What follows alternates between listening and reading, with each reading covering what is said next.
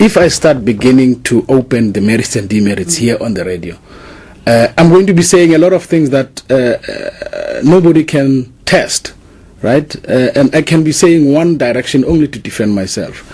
I don't think it is very helpful when, in fact, there are processes and forums that have handled this report and reached certain conclusions about it, with all the facts involved, with the auditors being present, with everybody being present.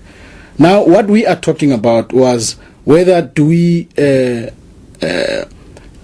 I to be taken to disciplinary about it or not? Yes, a disciplinary was held.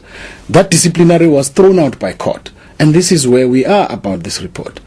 The board itself, this current board of Ben Ngubane, has also said we are not interested in opening up the Goboto report. We are going to be measuring Mokoetle on the basis of his delivery of what we have agreed with him. I am not intending to go around swinging an axe. I don't have the time to do that. All those people who are mentioned are people who have themselves committed themselves to work in realization of that vision.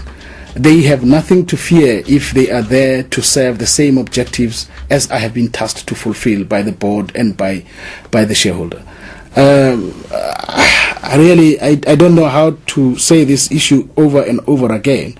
I mean, there is no intention to go out chasing people. I don't have time for vendettas. I have very, very short time, actually, and mine is to turn around an organization that is faced with a huge crisis right now. I've also said to the SABC people that my task is to restore that integrity, that respectability, that sense of confidence of every employee, every journalist of the SABC, to make the SABC again an employer of choice and a home of all journalists of excellence like Redi Direko. I used to sit like you here and say, this is Radio Freedom. Yeah. But Radio Freedom is not SABC, and SABC is not Radio Freedom. SABC is the voice of the people of South Africa. And Radio Freedom was the voice of the ANC, and it was necessary at the time for the specific reasons.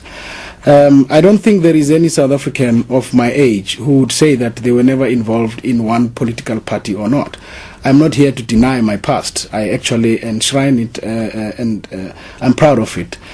So, but I am in a new role here, I'm in a new capacity, and it is my responsibility to serve the whole of South Africa, and that's what I intend to do.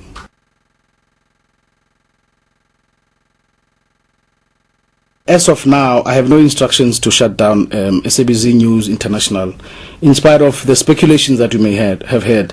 What has happened is that the interim board that was there of Irene Shanley did review the cost structure of that channel.